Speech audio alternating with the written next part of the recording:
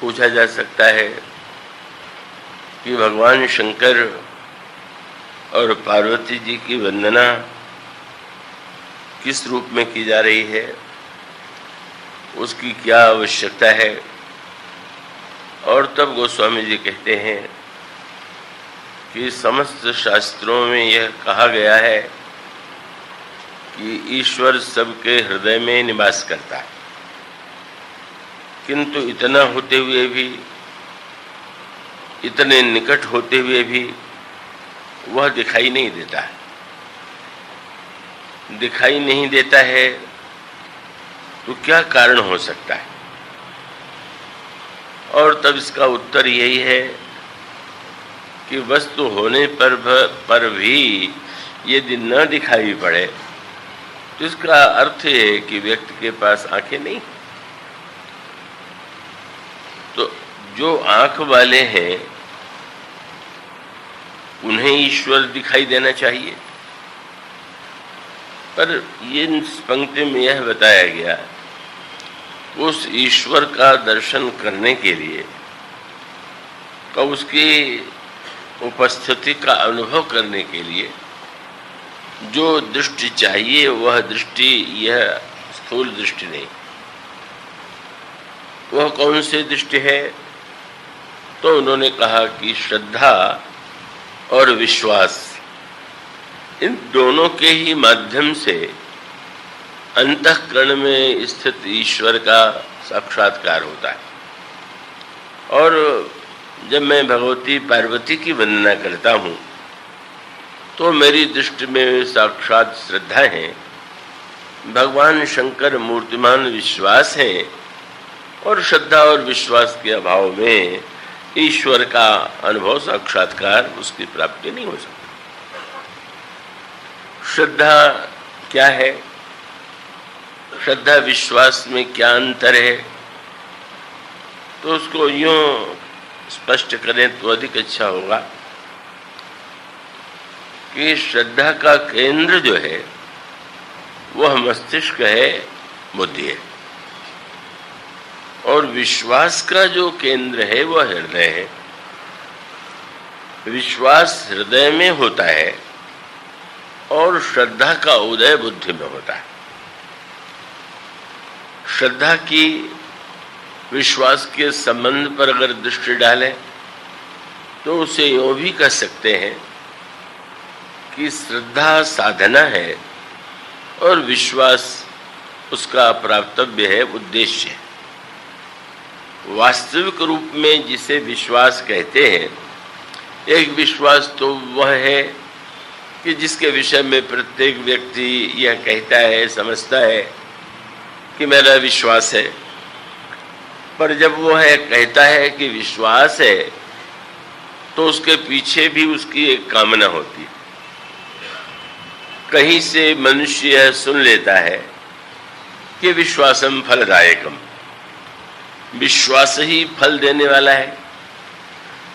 तो स्वाभाविक है जिसके हृदय में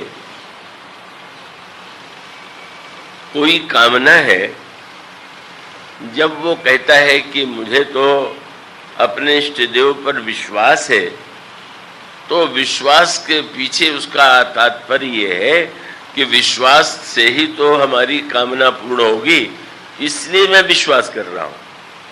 पर ये तो विश्वास नहीं, क्योंकि अगर आपकी कामना कभी जिस देवता की आप आराधना करते हैं, पूजा करते हैं, अगर आपकी कामना पूरी कर दी तो आपका विश्वास बना रहेगा, और कामना की पूर्ति में अगर बाधा पड़ जाए तो फिर वो विश्वास नहीं रह जाएगा।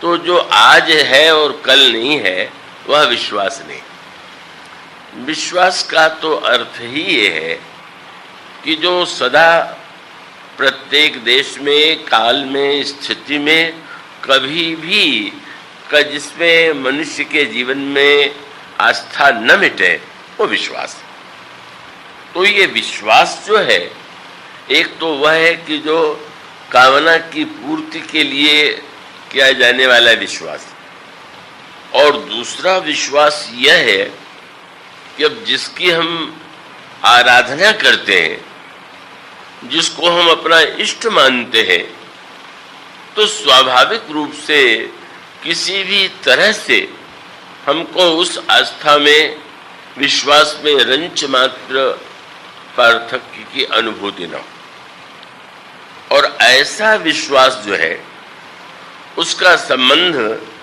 श्रद्धा से वस्तुतः जुड़ा हुआ है। ये श्रद्धा जो है, चाहे ज्ञान की दृष्टि से विचार करें, चाहे भक्ति की दृष्टि से विचार करें, और चाहे धर्म की दृष्टि से विचार करें, श्रद्धा परम आवश्यक।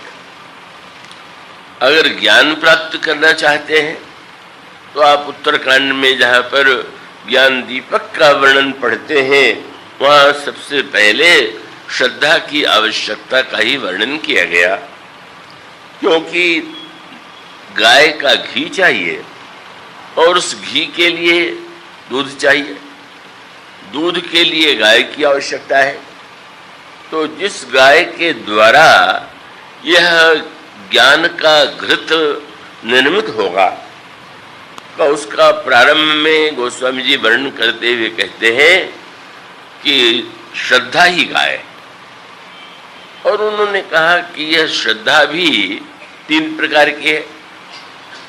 एक श्रद्धा वो है जो तमोगुणी व्यक्तियों के जीवन में दिखाई देती है, एक श्रद्धा वह है जो रजोगुणी व्यक्तियों के जीवन में दिखाई देती है, और एक श्रद्धा वह है कि जो सतोगुणी व्यक्ति के जीवन में दिखाई देती है।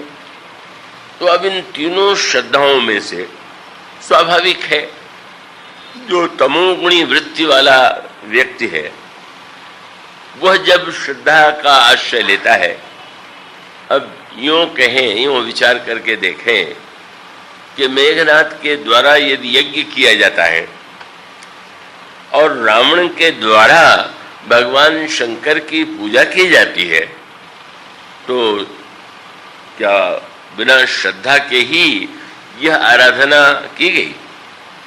इसका अभिप्राय है कि जब रावण भगवान शंकर की पूजा ही नहीं करता, अपितु अपना सिर भी काट करके चढ़ा देता है, तो ये तो बहुत कठिन बात है। तो वस्तुतः इससे यही सिद्ध होता है कि उसके हृदय में एक प्रकार की श्रद्धा भावना है, पर वो श्रद्धा भावना जो है न सात्विक है न राजसिक है, अपितु तमोमयी है। क्यों? उसका उद्देश्य उसके द्वारा हम सिर काट करके चढ़ावेंगे तो भगवान शंकर हमें अमरता का वरदान दे देंगे। हम जब एक सिर अर्पित करेंगे तो बड़े उदार हैं, तो हमको न जाने कितने सिर देंगे, और वो सिर पाके करेंगे भी क्या, बस यही सिद्ध हो गया। अब आप देखेंगे तीनों भाई एक साथ तपस्या करने के लिए जाते हैं, रावण, कुंभकर्ण और विभीषण, और तीनों को वरदान देने के लिए 2 देवता आते हैं, ब्रह्मा और शंकर। तो तपस्या भी दोनों की, तीनों की एक जैसी, वरदान देने वाले भी एक ही। पर समस्या क्या है, कभी तो देने वाले नहीं मिलते, और अगर देने वाला मिल जाए तो मांगने वाला वो तो सरल नहीं है कि क्या मांगे। देने वाला भी कठिन और मांगने वाला का वो तो अत्यधिक, वो तो दुर्लभ है। तो अब ये स्पष्ट दिखाई देता है कि एक का वरदान तमो में है, दूसरे का वरदान रजो में है, तीसरे का वरदान सत्व में है। और उसका सूत्र यही है कि जब ब्राह्मण के सामने जाते हैं तो रावण ने जब वरदान मांगा, रावण क्यों चाहता है, उसका मूल उद्देश्य है कि वो देवताओं को भी परास्त कर सके, सबको परास्त कर सके, सबको नष्ट कर सके। पर यह तो प्रश्न ही है कि अगर वह दूसरे पर आक्रमण करेगा तो दूसरे भी तो बदले में उस पर शस्त्र चलावेंगे।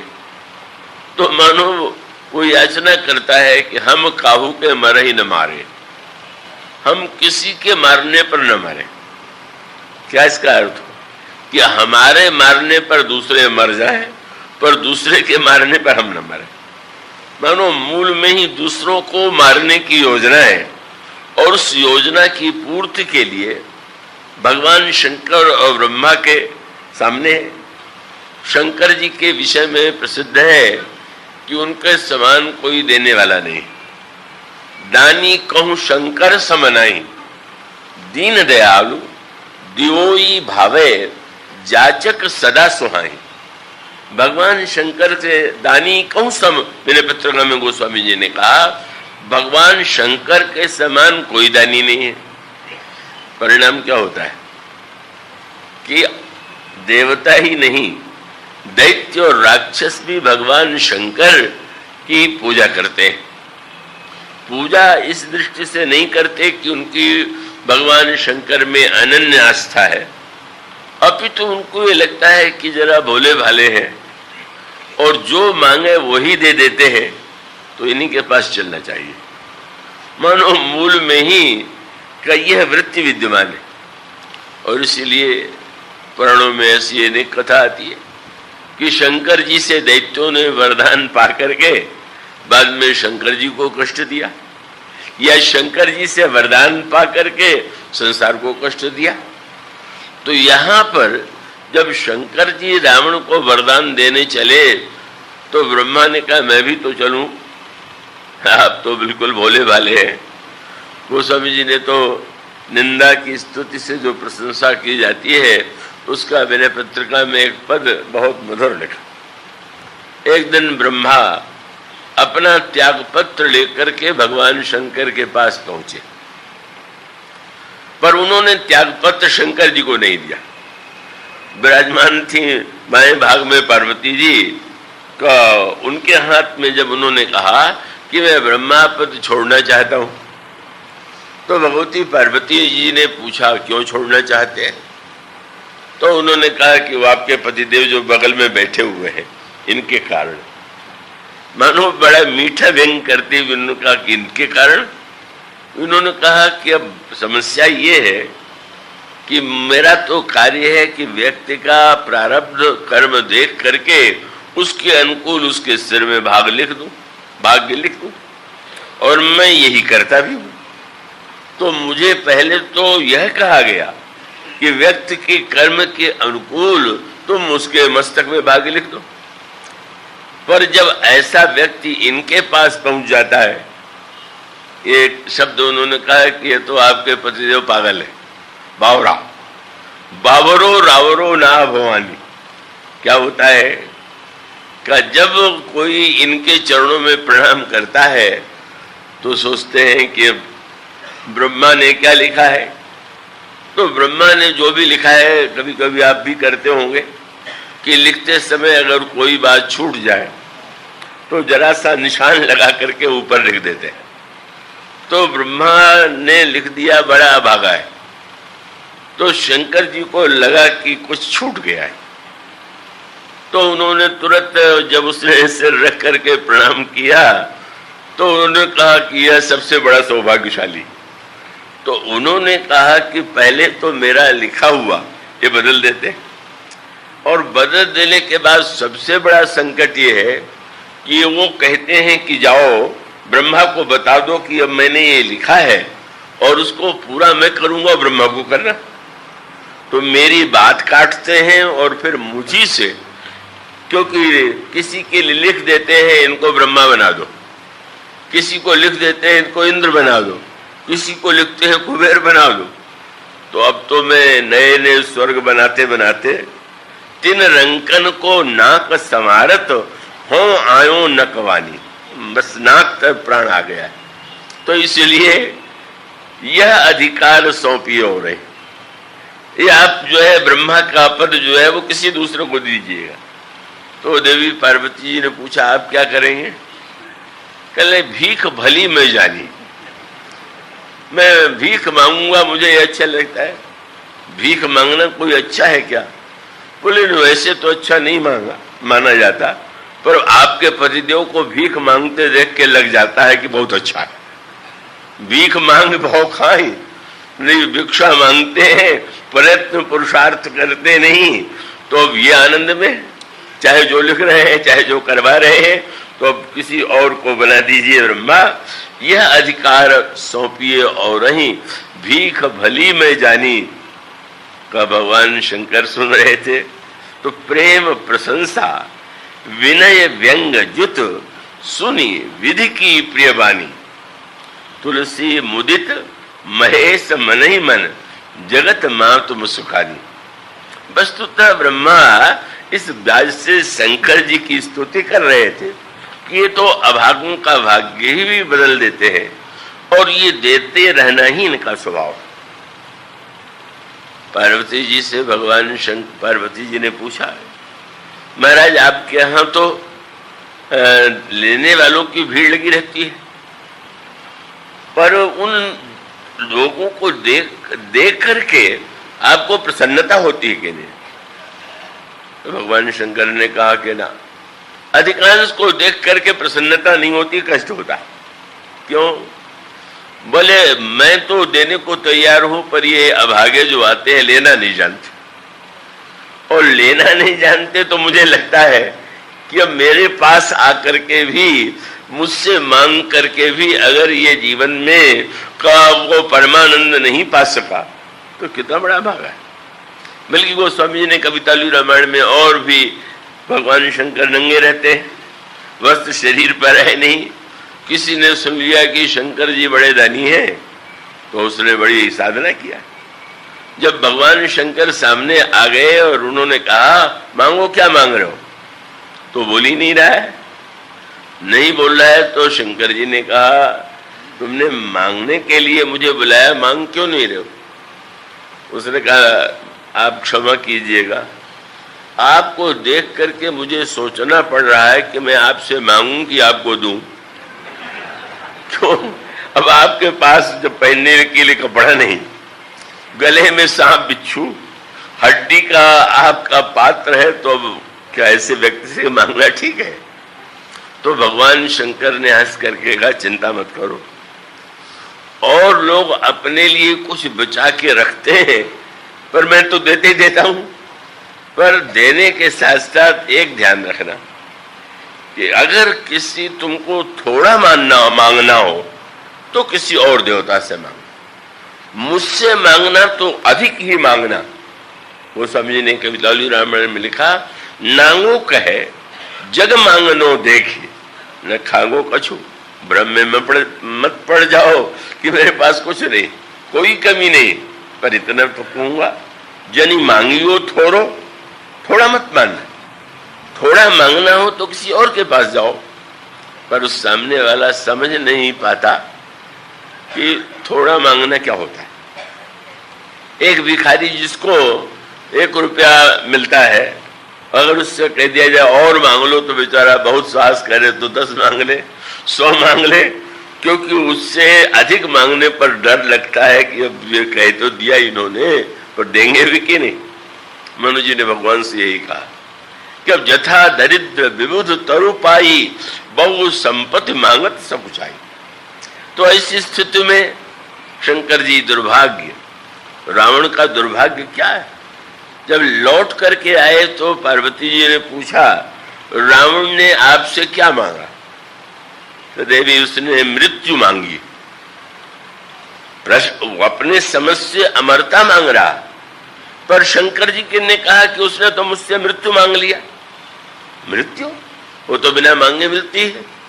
उन्होंने कहा कि देवी, जब उसने कहा कि हम काहू के मरे ही न मारे, और उसके साथ एक वाक्य जोड़ दिया कि बानर मनुज जाति दुई बारे, बंदर और मनुष्य को छोड़ के हम किसी के हाथ से न मरे, तो रावण का तर्क यह था कि बंदर और मनुष्य को तो मैं तो मेरे भोजन है, इनको मारना तो कोई कठिन है ही नहीं, तो इसलिए बंदर मनुष्य को छोड़ करके मैं किसी के हाथ से न मरूं। तो शंकर जी ने कहा इसका अर्थ हुआ कि उसने जो चाहा उसका अर्थ है कि या तो बंदर के हाथ से मरे या मनुष्य के हाथ से मरे। मानो कितना अविवेक है कि जहाँ साक्षात सृष्टि रचयिता विवेक के देवता ब्रह्मा और साक्षात भगवान भूत भावन शिव, उनसे मांगना चाहिए था विवेक और विश्वास। शंकर जी विश्वास है और ब्रह्मा विवेक है, और दोनों मांग ले तो दोनों जब खड़े हैं तो बहुत बड़ा लाभ है। पर वो तो बड़ा पंडित था, गणित कर लिया। ये दो क्यों आए? मैंने तो शंकर जी को बुलाया था, ये ब्रह्मा क्यों आ गए? शंकर जी तो भोले भाले हैं, जो मांगे वो दे देते हैं। पर उसने तुरंत गणित किया, आ गए हैं तो भी क्या चिंता है। ब्रह्मा और शंकर मिल भी जाए तो दोनों का सिर मिलके 9 ही तो होता, 5 4 9। शंकर जी का 8, ब्रह्मा का 4, मेरे तो 10 सिर है। तो ये एक सिर तो अधिक इनसे हाई है, इनसे तो अधिक बुद्धिमान मैं हूं ही, इसलिए जो लेना होगा ले लूंगा। मानो तीनों ने जो 3 प्रकार का वरदान मांगा, तीनों को वरदान मिला। कुंभकर्ण भी जो वरदान मांगना चाहता था, वो चाहता यही था कि हम 6 महीने भोजन करें और 1 दिन सोएं। पर ब्रह्मा देख के डर गए कि 6 महीने अगर इसने भोजन करना प्रारंभ किया तो सारे संसार को खा जाएगा। इसलिए बुद्धि उलट दी और उसने कहा 6 महीने सोएं और 1 दिन जागे। एक का वरदान तमोमय, एक का वरदान रजोमय, और दूसरे का वरदान जो है वो सतोगुणी श्रद्धा जिसे कहते हैं। जब विभीषण के सामने गए और उन्होंने कहा, कहो विभीषण पास तब कहो पुत्र वर मांगो, पुत्र वरदान मांगो, तो ते ही मांगे वो भगवंत पद कमल अमल अनुराग। इसका अभिप्राय कि किसी पर श्रद्धा करने के बाद भी क्या उससे हम पाना चाहते हैं, यही श्रद्धा की परीक्षा है। और तब मानो अगर हम ज्ञान प्राप्ति के लिए प्रयत्नशील हैं तो सात्विकी श्रद्धा की आवश्यकता है, तो ज्ञान के लिए भी श्रद्धा की आवश्यकता। और धर्म के लिए, धर्म का पालन कैसे होता है? तो मानस पर स्पष्ट किया गया, श्रद्धा बिना धर्म नहीं होगी। सचमुच धर्म उसी व्यक्ति के जीवन में होगा जिसके अंतःकरण में श्रद्धा होगी। तो धर्म के लिए भी श्रद्धा की आवश्यकता, ज्ञान के लिए भी श्रद्धा की आवश्यकता, और भक्ति के लिए वो तो बिना श्रद्धा और विश्वास के भगवान के प्रति भक्ति का उदय ही नहीं होगा। इसलिए श्रद्धा की आवश्यकता सभी साधकों को, चाहे वो ज्ञान, चाहे भक्ति, चाहे कर्म, जिस दिशा में जाना चाहे, श्रद्धा की आवश्यकता है।